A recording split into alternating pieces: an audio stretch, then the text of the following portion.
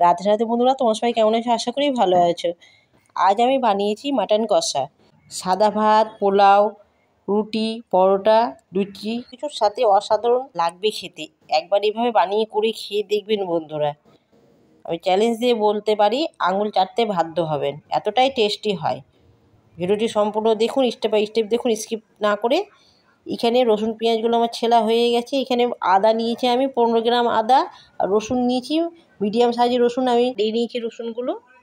আর এখানে দুটো গোটা রসুন নিয়েছি মাংসে দেবো বলে সেদ্ধ।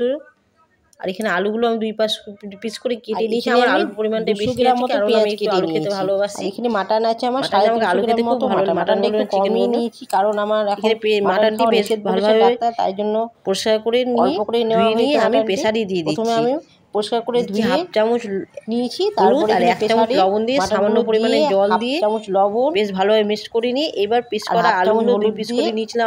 আলু আমি পিস করা এক এক করে আমি ভালোভাবে আলুগুলো এক এক করে বসিয়ে দিচ্ছি। যেহেতু মাটনের অল্প আছে তাই জন্য ফাঁকা ফাঁকা করে মাটনের ফাঁকে ফাঁকে চেপে আলুগুলো আমি সেট করে নিচ্ছি। রসুন দুটো দিয়ে দিচ্ছি, দিয়ে আমি 4টে সিটি মেরে যতক্ষণ সেদ্ধ হচ্ছে মাটনটি ততক্ষণ আমি এখানে মশলাটা রেডি করে নিচ্ছি। এখানে 1 চামচ সাদা জিরে আর গোলমরিচ আছে, 8-10টা গোলমরিচ লঙ্কা নিয়েছি। আর এখানে আদা রসুন আর এই কাঁচা লঙ্কা জিরে 1 চামচ জিরে আছে, সাদা জিরে সব গোলমরিচ বেশ ভালোভাবে পেস্ট করে নিচ্ছি। কাঁচা লঙ্কা আমি বেশ অল্প করে জল দিয়ে আমি মশলাটি আমার পেস্ট করা হয়ে গেছে। যতক্ষণ মশলাটি রেডি করা হয়ে গেছে আমার 4টি সিটি পড়ে গেছে। এবার আমি গ্যাসটি বন্ধ করে রেখে দেবো, ঢাকনাটি খুলবো না কিন্তু। এবার আমি কড়াই বসিয়ে দিয়েছি। কড়াইয়ে বেশ বেশি পরিমাণে একটু সর্ষের তেল দিয়ে দিচ্ছি। তেলটি গরম হলে এখানে দিয়ে দিচ্ছি হাফ চামচ মতো চিনি। চিনিটি বেশ ভালোভাবে নাড়াচাড়া করে গলে গেলে এবার দিয়ে দিচ্ছি আমি 1টি শুকনো লঙ্কা আর দিচ্ছি কাসুরি মেথি 1 চামচ মতো। ফোড়নটি ভাজা হয়ে গেলে এবার কেটে রাখা পেঁয়াজগুলো আমি দিয়ে দিচ্ছি। কেটে রাখা পেঁয়াজ দিয়ে কয়েক সেকেন্ড বেশ ভালোভাবে ভেজে নিচ্ছি যতক্ষণে কাঁচা গন্ধটা পেঁয়াজের না গেছে। কাঁচা গন্ধটা মানে খুব বেশি ভাজবো না, পেঁয়াজের কাঁচা গন্ধটা চলে গেছে, হালকা ব্রাউন কালার হয়েছে। এবার আমি পেস্ট করা মশলাটি আমি দিয়ে দিচ্ছি। দিয়ে হাই জালে কয়েক সেকেন্ড বেশ ভালোভাবে নাড়াচাড়া করে আমি মশলাটি কষে নিচ্ছি পেঁয়াজের সাথে।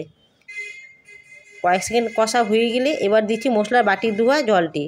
এবার দিয়ে দিচ্ছি, তারপরে দিচ্ছি 1 চামচ লবণ, আবার সামান্য পরিমাণে হলুদ দিয়ে আরও কয়েক সেকেন্ড বেশ ভালোভাবে মশলাটি কষে নিচ্ছি। ততক্ষণ আমার প্রেসারের ঢাকনাটি আমার খুলে গেছে।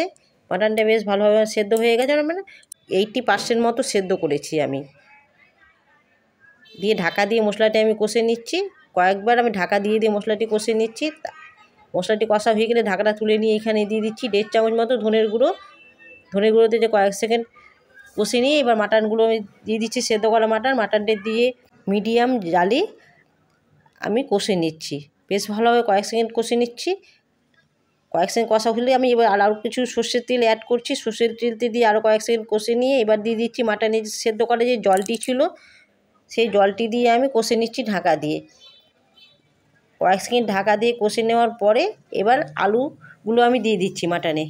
আলুটি দিয়ে আরও কয়েক সেকেন্ড বেশ ভালোভাবে কষে নিচ্ছি। আমি মাটনটি মোটামুটি 40 মিনিট মতো আমি কষেছি, বারবার ঢাকা দিয়ে আমি কষে নিয়েছি। এখানে আর দিচ্ছি 2টো কাঁচা লঙ্কা, আপনারা চাইলে আরও বেশি অ্যাড করতে পারেন আর নাও দিতে পারেন, যে যেরকম ঝাল খান সেইভাবে আপনারা দিবেন। দেখতেই পাচ্ছেন মাটন কষাটি হয়ে গেছে। আশা করি আপনাদের ভালো লেগেছে আজকে মাটন কষাটি। সামনেই শীত, এই শীতে মানে রাত্রিতে এরকম কষা কষা যদি মাটন থাকে তার সাথে রুটি পরোটা লুচি যা কিছু মানে থাকবে তার সাথেই ভালো লাগবে, একবার জমে যাবে রাত্রের ডিনারটি। এভাবে একবার বানিয়ে অবশ্যই করে খেয়ে দেখবেন, কমেন্ট করবেন, শেয়ার করবেন। ভালো লাগলে ভিডিওটি। আজকের মতো টাটা।